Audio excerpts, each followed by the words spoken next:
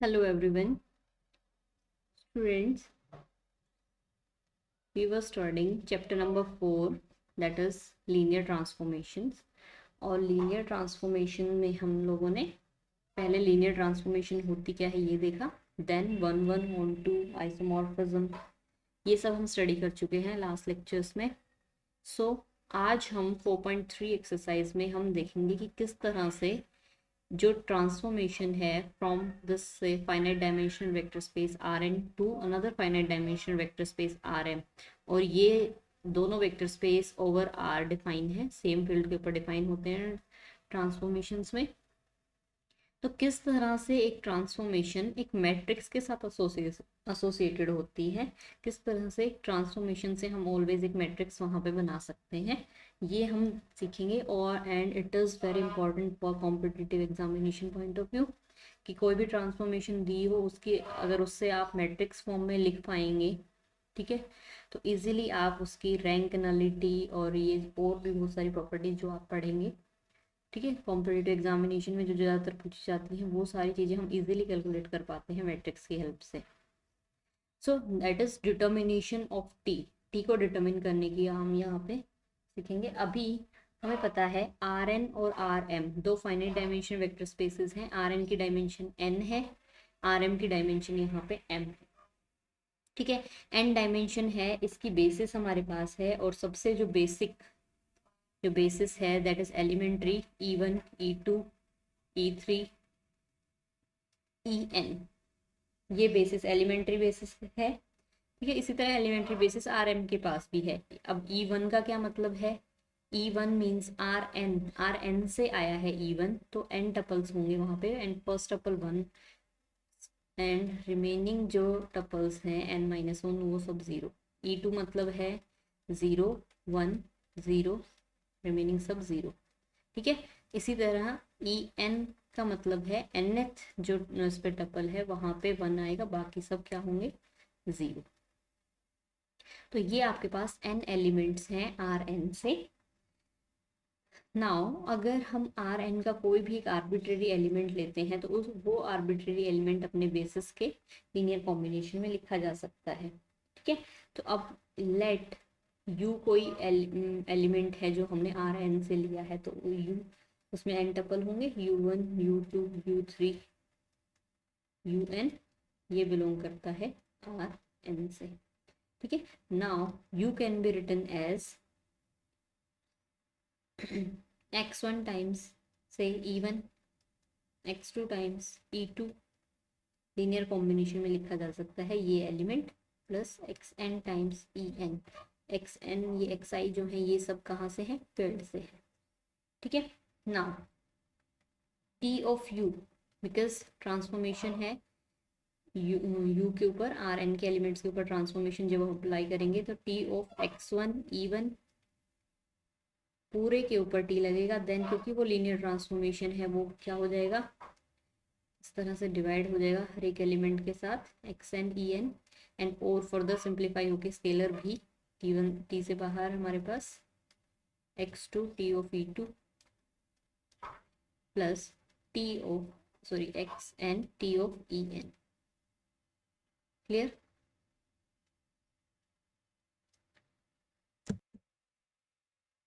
Now देखिए this t is defined from R N to R M, ठीक है.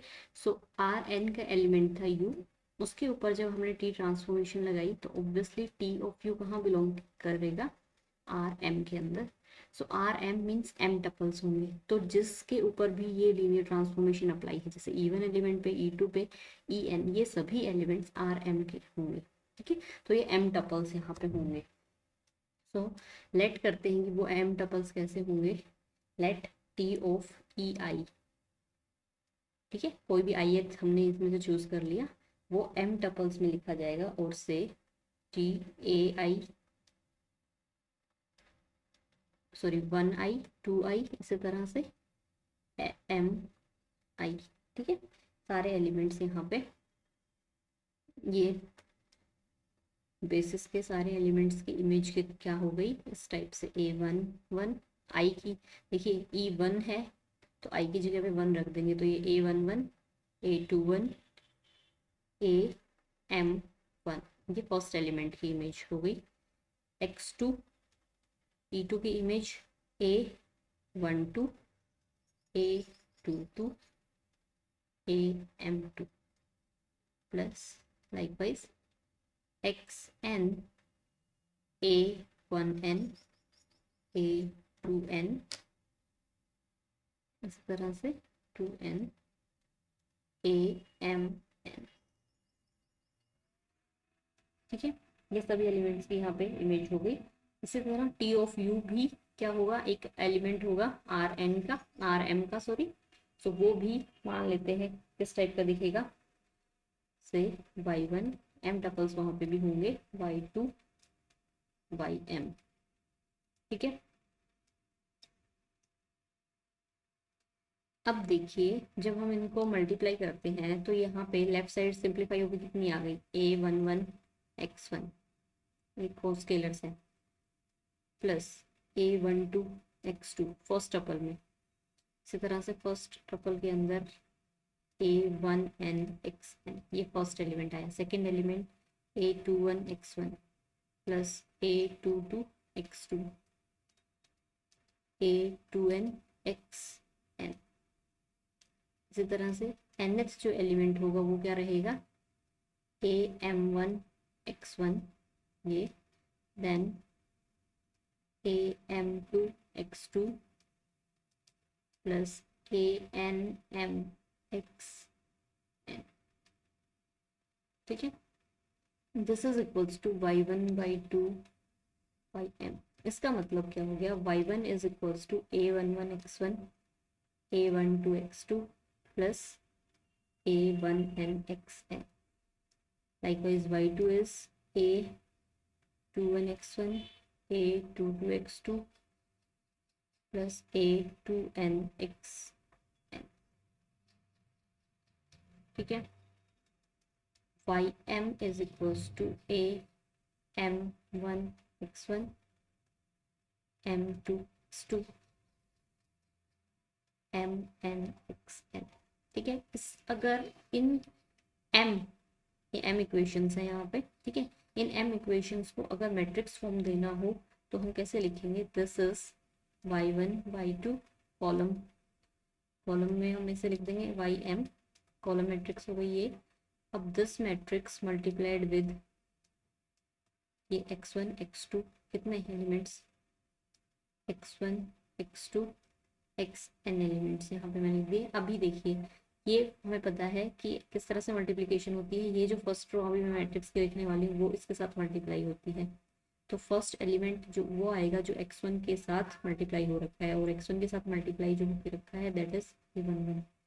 X2 के साथ जो मल्टीप्लाई हो रखा है वो हमें रो का सेकेंड एलिमेंट होगा दैट इज A12। इसी तरह से ये बनेगा A1N। ठीक है, लाइकवाइज जो सेकंड है Y2 के इक्वल जो होने वाली है हमारे पास इक्वेशन, वो कैसे हमारे पास आई है, A21 X1 के साथ मल्टीप्लाई। तो फर्स्ट एलिमेंट A21 रहेगा, सेकंड एलिमेंट A22, इसी तरह से लास्ट एलिमेंट A2N। ठीक है, ये लास्ट एलिमेंट जो लास्ट इक्वेशन है ये मैट्रिक्स में कैसे जाएगी, X1 के साथ मल्टीप्लाई है AM1, X2 के साथ जो मल्टीप्लाई है दैट इज AM2, इसी तरह से लास्ट एलिमेंट AMN। तो आप मुझे क्या ये बता सकते हैं कि ये इस मैट्रिक्स का ऑर्डर कितना होगा, इसके अंदर ये जो रो है ये कितनी है। देखिए रो में ये वेरी कर रहा है 1, सेकेंड रो में ये 2 आ रहा है, लास्ट रो में कितना आ रहा है M।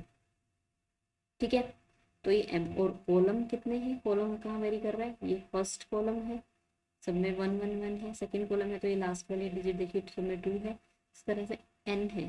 तो M क्रॉस N की ये मैट्रिक्स आ गई। इस सिस्टम को पूरे को हम लिख देते हैं Y is equals to AX times. देखिए अब ये जो सिस्टम बना है, बना कैसे है, हमारे पास Y और X यहाँ कॉलम मैट्रिक्स हैं। ठीक है, और कितने इनका ऑर्डर कितना है, M रोज है क्रॉस 1, एंड यहाँ पे ऑर्डर कितना है N क्रॉस 1।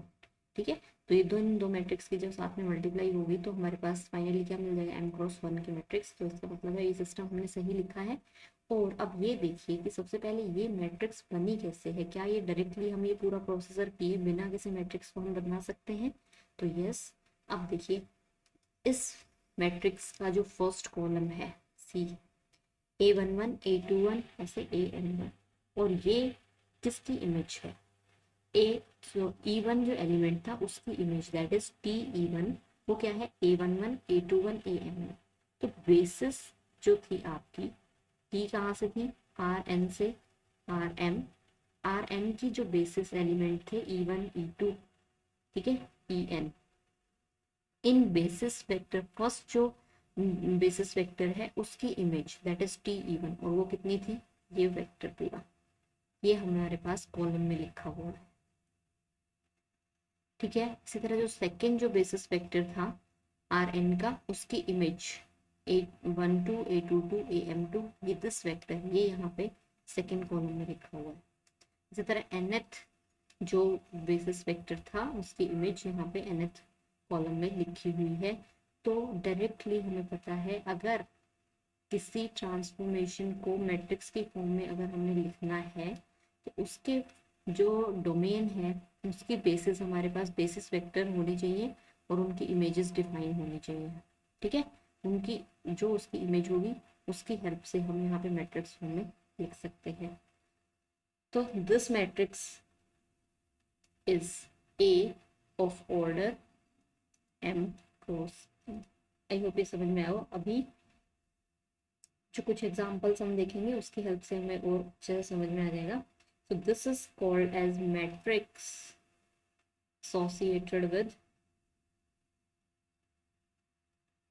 linear transformation, ठीक है।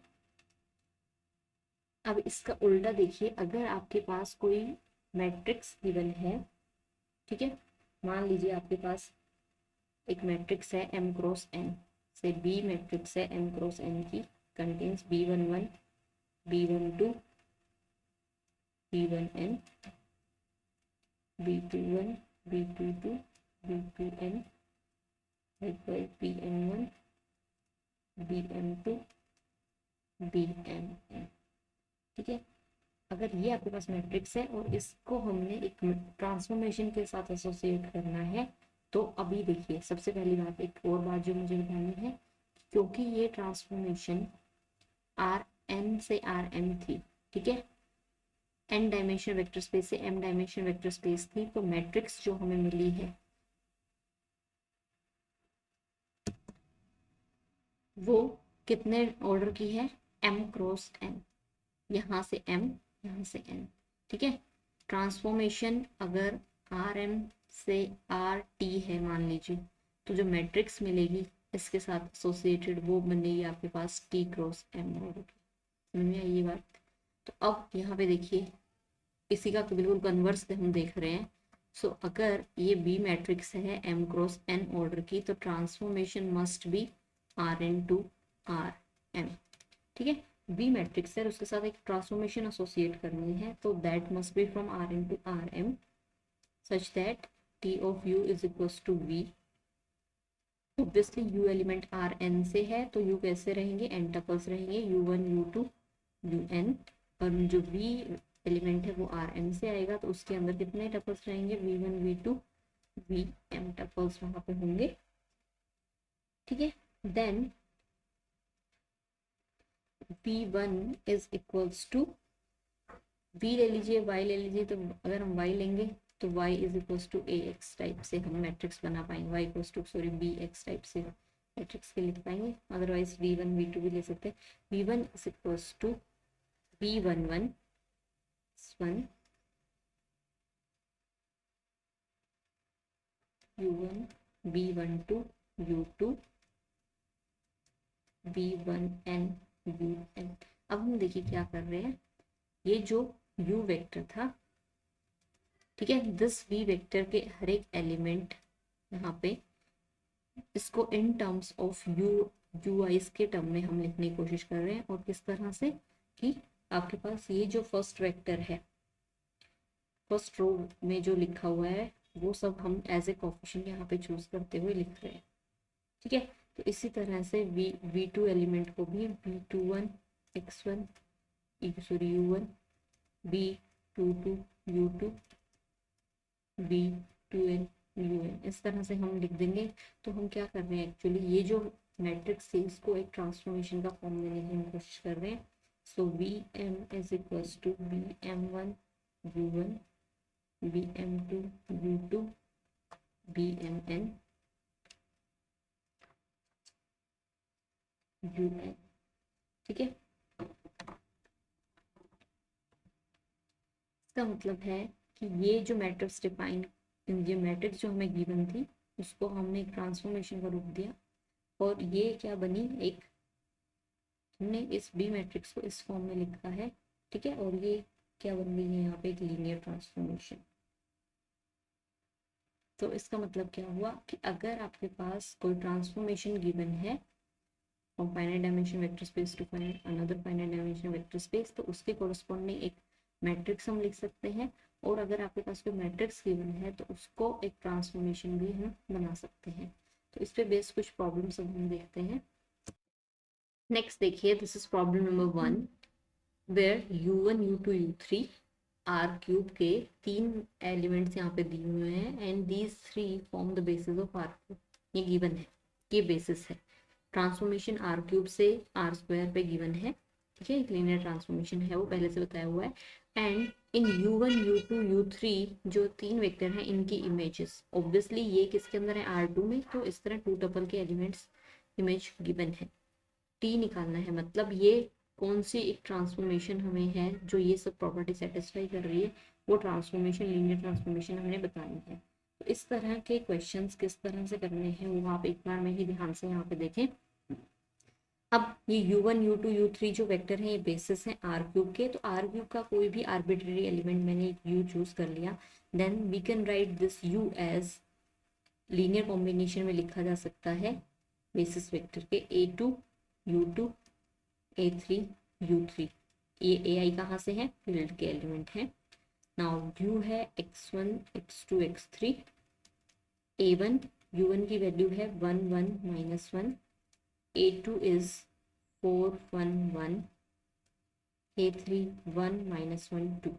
सो अब इसके बाद जो नेक्स्ट टास्क हमारा रहेगा वो क्या रहेगा, इन A1 A2 A3 की वैल्यू निकालनी है इन terms of x1 x2 x3, ठीक है। ओके, सो ये कैसे होगा, पहले भी हम कर चुके हैं, ऐसा कुछ नया नहीं है। 4A2 plus A3, A1 plus A2 minus A3 minus A1 plus A2 plus 2A3 is equals to x1 x2 x3, okay। now x1 is equals to A1 plus 4 times A2 plus A3, x2 is A1 plus A2 minus A3 and x3 minus A1 plus A2 plus twice A3। अब देखिए काम क्या करना है, 3 ये जो equations हैं इनमें 3 वेरिएबल है, A1 A2 A3 की वैल्यू निकालनी है और वो x1 x2 x3 की टर्म्स में आनी चाहिए, बिकॉज ये कोई भी आर्बिट्रेरी एलिमेंट है, बेसिस की हेल्प से लिखा गया है। तो ऑब्वियसली ये जो कोफिशिएंट है ये हमारे इसके ऊपर तो डिपेंड करेंगे ही करेंगे, क्योंकि अगर यहाँ पे कोई दूसरा एलिमेंट रख देंगे तो ऑब्वियसली ये क्या होंगे, कोफिशिएंट चेंज हो जाएंगे, बेसिस वेक्टर तो वही रहेंगे, ओके। तो A1 A2 A3 की वैल्यू हमें इसकी फॉर्म में निकालनी चाहिए, यहाँ जो वेक्टर लिखा हुआ उसके ऊपर डिपेंड करती है, ओके। तो एक तरीका अब इसे सोल्व करने के, देखिए ये 3 इक्वेशंस सोल्व करने के 2 तरीके यहाँ पे मैं आपसे डिस्कस करूँगी। एक कि आपने जो मान लीजिए दिस फर्स्ट 2 इक्वेशंस आपने कंसिडर की और उन्हें जब ऐड करने की कोशिश की, दोनों इक्वेशंस को ऐड किया तो x3 यहाँ से कैंसिल आउट हो गया, इक्वेशन बच जाएगी किसमें, A1 और A2 के अंदर बच जाएगी इक्वेशन। कैसे मैं बोल रही हूँ, x1 is equals to A1 plus 4 times A2 plus A3, x2 is A1 plus A2 minus A3, ठीक है। अब ये कैसे, अब जब हम ऐड करेंगे तो A3 cancel, x1 plus x2 is twice A1 plus 5 times A2, ठीक है। मान लीजिए ये एक फोर्थ इक्वेशन हो गई, ये 1 2 3 फोर्थ इक्वेशन। इसी तरह से आपने ये 2 इक्वेशन सेकेंड थर्ड इक्वेशन लेके आप इसमें से इससे 2 से मल्टीप्लाई करके सेकेंड इक्वेशन को A3 यहाँ से भी कैंसिल आउट कर सकते हैं, तो कितना बचेगा, twice x2 is equals to twice A1 twice A2 minus twice A3, और ये होगा x3 is equals to minus a1 plus a2 plus twice a3। ये कैंसिल आउट होने के बाद ऐड करने पे हमारे पास आएगा a1 प्लस 3a3। अब ये फोर्थ और जो फिफ्थ इक्वेशन है, इनमें से एक वेरिएबल को आप 4 एलिमिनेट कर देंगे, तो एक मेथड ये है, ठीक है। फोर्थ और फिफ्थ इक्वेशन में से यहाँ पे फिफ्थ इक्वेशन को 2 से मल्टीप्लाई करके सब्ट्रैक्ट कर लेंगे, तो ये a1 वाली टर्म कैंसिल आउट हो जाएंगी। मैं इन दोनों इक्वेशन की बात कर रही हूँ, ठीक है। a1 वाली टर्म कैंसिल आउट कर देंगे आप, और सिर्फ यहाँ पे a2 की फॉर्म में बच जाएगा आपके पास आंसर। फिर अगेन इक्वेशंस में पुट करके आप a2 और a3 की वैल्यू भी निकाल सकते हैं। एक तरीका ये है जो आपको इजी लगे। एक और जो तरीका है जो मैं यहाँ पर डिस्कस करने जा रही हूँ, दैट इज कि मैट्रिक्स की हेल्प ले लें हम इनको सॉल्व करने के लिए। देखो ये जो सिस्टम ऑफ इक्वेशन लिखा हुआ है,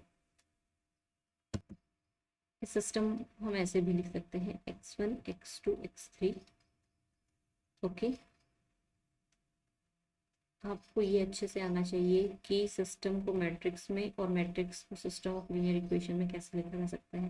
देखिए हमें पता है x1 इसके इक्वल है, और ये हम कब आएंगे, a1 के साथ मल्टीप्लाई है 1, तो वो मैट्रिक्स का फर्स्ट एलिमेंट बनेगा यहाँ पे फर्स्ट रो फर्स्ट कॉलम में। देन a2 के साथ है 4, a3 इज 1। ये जो है आपके पास है 1 1 माइनस 1 माइनस 1 1 2। इसे आप वेरीफाई भी कर सकते हो कि ये इन दो मैट्रिक्स की जब मल्टीप्लाई होगी तो ऑब्वियसली फर्स्ट रो इस कॉलम के साथ मल्टीप्लाई होगी, तो आएगा a1 plus 4 times a2 plus a3, वही ये x1 के इक्वल आएगा, ठीक है। तो ये मैट्रिक्स की फॉर्म आपने इसे दे दी, बट वैल्यू अभी हमें निकालनी किसकी है, a1 a2 a3 की वैल्यू निकालनी है। तो ऑब्वियसली अगर इस मैट्रिक्स का इन्वर्स अगर हम ले लें, से ये सिस्टम हो गया x is equals to a times and ये y है मान लीजिए, ठीक है। y की वैल्यू निकालनी है, तो अगर ए मैट्रिक्स इन्वर्टिबल है, ये चेक करना है, डिटर्मिनेंट नॉट इक्वल टू 0 है तभी पॉसिबल होगा। ए इनवर्स के अगर मैं मल्टीप्लाई कर देती हूँ तो ये ए इनवर्स ए आपके पास y की वैल्यू हमें दे देगा। तो अभी क्या करना होगा, ये मैट्रिक्स है, लेट ए का इसे लेट कर देना, let A is equals to this matrix 1 4 1 1 1 minus 1 minus 1 1 2। इस मैट्रिक्स का इनवर्स आपने x के साथ मल्टीप्लाई करना है, तो हमें a1 a2 a3 की वैल्यू मिल जाएगी, ठीक है। ये इसका इनवर्स कैलकुलेट करना है आपने, जो आपको सिंपल लगे वो मेथड अब आप यूज़ कर सकते हैं। -5 7 -1 3 2 2 -5 -3 टाइम्स x1 x2 x3, ठीक है। इनवर्स निकाल के यहाँ पे आपने रखना है। अब a1 a2 a3, a1 is equals to 3 times x1 minus 7 times x2 minus 5 times x3। Likewise a2 is equals to minus x1 plus 3 times x2 plus 2 times x3। a3 is equals to 2x1 minus 5x2 minus 3x3। ये a1 a2 a3 की value आ गई। इसका मतलब क्या है, देखिए x1 x2 x3 is equals to, यहाँ पे मैं वैल्यू पुट करने जा रही हूँ किसकी, a1 a2 a3 की ये वैल्यूज यहाँ पे, ठीक है। So x1 is equals to a1 times u1 था, और a1 हो गया आपके पास 3x1 minus 7x2 minus 5x3 times u1 plus a2 times u2। a2 is minus x1 plus 3x2 plus 2x3 u2 plus 2x1 minus 5x2 minus 3x3 u3। Clear, simple. एक बात जो मैंने बोला था कि इन सभी क्वेश्चंस में एक बात सिंपली ध्यान रखनी है कि u वेक्टर आर्बिट्रेरी वेक्टर को बेसिस के लीनियर कॉम्बिनेशन में लिखा, और जो कोफिशिएंट है इनकी वैल्यू निकाल दी in terms of, obviously u पे डिपेंड करती है, तो u की फॉर्म में u के जो टपल्स है उनकी टर्म्स में u a1 a2 a3 की वैल्यू निकाली। अभी तक हमने इतना ही काम किया है। Now t of this is u, t of u मतलब t of x1 x2 x3। अब इस पे ट्रांसफॉर्मेशन लगानी है, this is some scalar times vector है u1, तो ये स्केलर तो बाहर आ जाएगा 3x1 minus 7x2 minus 5x3 t of u1 plus again ये स्केलर बाहर, वो लीनियर ट्रांसफॉर्मेशन है 2x3 t of u2 plus 2x1 minus 5x2 minus 3x3 t of u3। ठीक है, इस तरह से लिख दिया हमने, ट्रांसफॉर्मेशन अप्लाई कर दी दोनों तरफ। अभी t of u1, t of u2, t of u3 की इमेज दी हुई है, वो वैल्यू यहाँ पे रखनी है। ठीक है, 1 0 0 1 एंड 1 1, ये वैल्यू हमने यहाँ पे रखनी है इन तीनों की जगह पे। सो ये t ऑफ u जो है this will be equals to 3x1 minus 7x2 minus 5x3 1,0 plus minus x1 plus 3x2 plus 2x3 0,1 plus 2x1 minus 5x2 minus 3x3 into 1,1। Okay, t of u क्या करना है, ये जो scalar है इसको आपने इस अंदर मल्टीप्लाई करना है। तो फर्स्ट टपल में ये यहाँ पे मैं तीनों को एक साथ कंबाइन करके लिख रही हूँ। यहाँ पे फर्स्ट टपल के साथ मल्टीप्लाई होगा 3x1 minus 7x2 minus 5x3, ये फर्स्ट टपल यहाँ 0 हो जाएगा। थर्ड एलिमेंट में plus 2x1 minus 5x2 minus 3x3। देखो जहाँ पे भी इमेज की बात आ रही है तो वो R2 के अंदर जा रहा है। ठीक है, तो यहाँ पे 2 ही टपल आएंगे, 3 टपल नहीं हो सकते। ये एलिमेंट जब 0 के साथ मल्टीप्लाई होगा 0, ये एलिमेंट जब 1 के साथ मल्टीप्लाई होगा तो minus x1 plus 3x2 plus 2x3। इस तरह ये एलिमेंट भी जब 1 के साथ मल्टीप्लाई होगा 2x1 minus 5x2 minus 3x3। Okay, then t of u is equals to, simplify कर लीजिए यहाँ पे 5x1 minus 12x2 minus 8x3 and ये बनेगा x1 minus 2x2 minus x3। तो ये आपके पास कोई ट्रांसफॉर्मेशन आ गई। t ऑफ u मतलब t of x1 x2 x3। इस वेक्टर की इमेज कितनी आ गई, 5x1 minus 12x2 minus 8x3 and x1 minus 2x2 minus x3। तो आपके पास एक ट्रांसफॉर्मेशन गिवन थी। ठीक है, ये बता था कि एक लीनियर ट्रांसफॉर्मेशन है जो ये प्रॉपर्टी सेटिस्फाई करती है, वो ट्रांसफॉर्मेशन आपने निकालनी थी। तो वो ट्रांसफॉर्मेशन हमारी ये होगी। इसमें हमेशा एक चीज़ ध्यान रखनी है, जो ये अगर इस तरह बेसिस दी हुई है तो आर्बिट्रेरी वेक्टर को बेसिस में लिखो, और ये जो स्केलर्स हैं उनको आर्बिट्रेरी वेक्टर के टर्म्स में निकालने के बाद टी अप्लाई करके, क्योंकि इमेज u1 u2 u3 की हमें पता है तो वो अप्लाई करनी है आपने इस तरह से। ठीक है, और सिंप्लीफाई करते हैं आपके पास ट्रांसफॉर्मेशन हो जाएगी। बहुत ही सिंपल काम है ये। क्लियर। एक्सरसाइज का अब एक प्रॉब्लम देखते हैं। क्वेश्चन नंबर 2 यहाँ पे गिवन है, एक लीनियर ट्रांसफॉर्मेशन फाइंड आउट करनी है। जैसा मैंने बताया उसी के लिए मैं यहाँ पे सिर्फ आपको हैंड देके छोड़ रही हूँ, अभी जैसे हमने प्रॉब्लम की है। अब ये जो वेक्टर्स हैं इन आर क्यूब, ये एक लीनियर ट्रांसफॉर्मेशन ऐसी बतानी है जो इन वेक्टर्स को इसमें ट्रांसफॉर्म करती है। ठीक है, सो टी कोई ट्रांसफॉर्मेशन यहाँ गिवन है आर क्यूब से आर स्क्वायर के अंदर, और वो किस तरह से 1 1 1 की इमेज दे रही है 1,1, माइनस 1 1 माइनस 1 की इमेज दे रही है 1,1 एंड टी ऑफ 1 1 2 की इमेज हमें मिल रही है 1,0। ठीक है, इस तरह से तीन वेक्टर की इमेज ये ट्रांसफॉर्मेशन डिफाइन करती है। तो अगेन एक बात और जो ध्यान रखने वाली है वो ये है कि ये जो तीन वेक्टर जैसे वहाँ पे u1 u2 u3 थे, आप चाहे तो इनको भी u1 u2 u3 नाम दे सकते हैं। ये तीनों वेक्टर पहले बेसिस में होने चाहिए। ठीक है, कौन कौन से, 1 1 1 माइनस 1 1 माइनस 1 1 1 2। कोई भी ट्रांसफॉर्मेशन ऐसे डिफाइन करे किसी भी क्वेश्चन में गिवन हो, ये वेक्टर्स यहाँ पे बेसिस होने चाहिए, ये सेट यहाँ पे बेसिस बनना चाहिए। पहले आपने ये जरूर चेक कर लेना है। अब देखो ये तीन वेक्टर्स हैं और इसकी डायमेंशन भी 3 है। अगर ये लीनियरली इंडिपेंडेंट हुए तीनों वेक्टर्स, नाम दे दीजिए लेट u1 u2 u3। अगर u1 u2 u3 आप यूज़ करते हैं तो जरूर डिफाइन करना है कि u1 क्या है, u2 क्या है, u3 क्या है।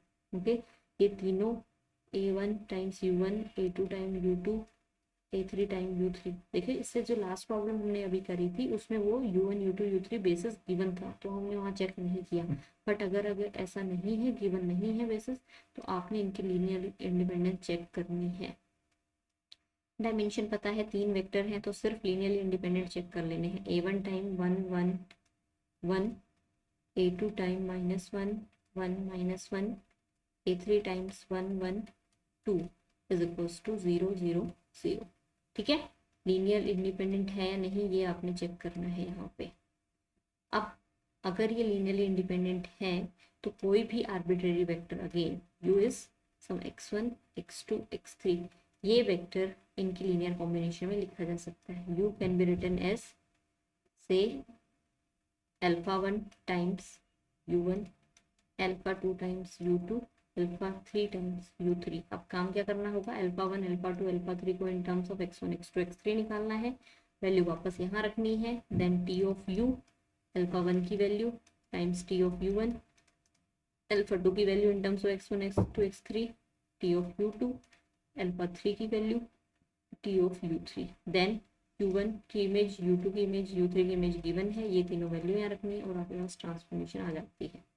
ठीक है, तो सारे लीनियर ट्रांसफॉर्मेशन निकालने वाले प्रॉब्लम्स आपने इसी तरह से करनी है। बस एक बात जो ध्यान रखनी है कि ये जो वेक्टर्स यहाँ गिवन होते हैं ये बेसिस चेक कर लेंगे हैं कि है कि नहीं। क्लियर। नेक्स्ट प्रॉब्लम देखिए, एक लीनियर ट्रांसफॉर्मेशन फाइंड आउट करनी है और ये मैट्रिक्स की हेल्प से यहाँ पर डिफाइन करके दिया हुआ है। देखिए टी ऑपरेट हो रहा है आर क्यूब के ऊपर और वो यहाँ पे वेक्टर क्या लिखा हुआ है, किसके ऊपर ऑपरेट किया हुआ है, एक्स, मतलब X must be some vector from R cube. ठीक है, और ए एक्स ये अप्लाई होने के बाद ऑब्वियसली आर क्यूब में ही आना चाहिए। तो मान लीजिए एक्स आपके पास एक, क्योंकि मैट्रिक्स के फॉर्म में दिया हुआ है x1, x2, x3, ट्रांसपोज करके लिख रही हूँ, मतलब एक कॉलम वेक्टर हो गया, ये इस वेक्टर का ट्रांसपोज तो एक कॉलम वेक्टर हो जाएगा।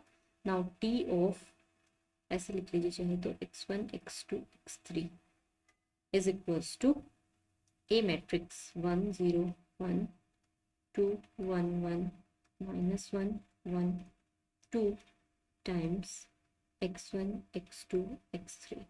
ठीक है, नाउ इस मैट्रिक्स को यहाँ पे सिंप्लीफाई करना है आपने, तो ऑब्वियसली 3 कॉलम यहाँ पे आने वाले हैं। First is x1 plus x3, sorry 3 rows, 2x1 plus x2 plus x3 minus x1 plus x2 plus twice of x3, t of x1, x2, x3। Okay, ऐसे और सिंप्लीफाइड फॉर्म में अगर लिखना है तो ऐसे भी आप लिख सकते हैं। फर्स्ट एलिमेंट, फर्स्ट टपल आया x1 plus x3, second is 2x1 plus x2 plus x3 minus x1 plus x2 plus 2x3। तो ये रिक्वायर्ड लीनियर ट्रांसफॉर्मेशन होगी जो ये सेटिस्फाई करती थी। सिंपल, कुछ भी इसमें नहीं ऐसा करना था। ठीक है, अभी इस वेक्टर में ये ट्रांसफॉर्मेशन आपके पास आ गई और अभी अगर आपसे ये पूछा जाए कि find, this is find image of, R cube से लेना है वेक्टर, मान लीजिए फाइंड इमेज ऑफ 1, 0, 1, इस वेक्टर की इमेज इस लीनियर ट्रांसफॉर्मेशन के अंदर अगर आपने फाइंड करनी हो तो कैसे होगा, यहाँ पे इस वेक्टर की जगह पे क्या रख लीजिए 1, 0, 1, मतलब x1 की जगह 1 है, x2 की value 0, x3 is 1, so x1 plus x3 2 twice of x1, x2 0 है, x3 तो ये बना 3 माइनस 1 प्लस 2। तो किसी भी अगर एलिमेंट की इमेज निकालनी है तो ऑब्वियसली वो लीनियर ट्रांसफॉर्मेशन में पुट कीजिए, उसकी इमेज वहाँ पे निकल के आ जाएगी। ये जो इमेज निकाली है हमने किसी वेक्टर की, वो इमेज हमने देखा क्या किया, ट्रांसफॉर्मेशन जिस वेक्टर के ऊपर लगी हुई थी वहाँ पे हमने वैल्यू पुट की, इमेज आ गई। तो वो सेम चीज़ आप यहाँ से भी कर सकते हैं। अगर आपने यहाँ x1, x2, x3 की जगह पे 1, 0, 1 रखा होता तो ये t ऑफ 1, 0, 1 क्या होता, 1, 0, 1, 2, 1, 1, माइनस 1, 1, 2, 1, 0, 1। इस मैट्रिक्स की जब आप प्रोडक्ट करेंगे तो अगेन आपके पास एक कॉलम वेक्टर आ जाएगा, जैसे दैट विल बी 2, 3, 1। इसका मतलब है 1, 0, 1 जो ये एलिमेंट है उसकी इमेज 2, 3, 1 आ गई। ठीक है, अभी तो ये बात है कि इस किसी वेक्टर की इमेज पूछी हुई थी। ठीक है, 1, 0, 1 इस वेक्टर की इमेज पूछी हुई थी। अब अगर कोई आपसे पूछे कि find the vector, find the vector whose image is 2, 0, 5, आप वो वेक्टर बताइए जिसकी इमेज 2, 0, 5 आएगी। ओके मतलब अब ये वेक्टर आपने बताना है जिसकी इमेज कितनी आ रही है 205, ठीक है। ये वेक्टर अब बताना है, मतलब ये x1 x2 x3 की वैल्यू आपको चाहिए सच दैट कि आप इस मैट्रिक्स के साथ जब उस पर मल्टीप्लाई करें तो 205 मिल जाए, ठीक है। तो इस प्रॉब्लम को कैसे सिंप्लीफाई करेंगे फिर आप, ऐसे प्रॉब्लम को अगेन यहाँ पे मैट्रिक्स की हेल्प ले लेंगे और उसमें क्या करना है, ये इसकी वैल्यू चाहिए आप, तो अगर इफ दिस इज से ए एक्स इज इक्वल्स टू 205, तो हमें क्या करना होगा, ए इनवर्स से अगर मल्टीप्लाई कर देंगे दोनों तरफ तो ये यहाँ से क्या बन जाएगा, एक कैंसिल हो गया, सिर्फ एक्स हमारे पास आ जाएगा और ए इनवर्स निकाल के आपने 205 इस कॉलम वेक्टर के साथ जब मल्टीप्लाई करेंगे तो यहाँ x1 x2 x3 वेक्टर की वैल्यू आपके पास आ जाएगी, ठीक है। तो इनवर्स से मल्टीप्लाई करने के बाद किसी 205 वेक्टर, ऐसा वेक्टर मिल जाएगा आपके पास जिसकी इमेज 205 आ रही थी, क्लियर। तो इस तरह से आपने ये एक्सरसाइज और ये चैप्टर कंप्लीट करना है। काफ़ी इंपॉर्टेंट चैप्टर है लीनियर ट्रांसफॉर्मेशन, और कंपटीशन में काफ़ी बार पूछे जाते हैं इससे क्वेश्चंस। So thank you.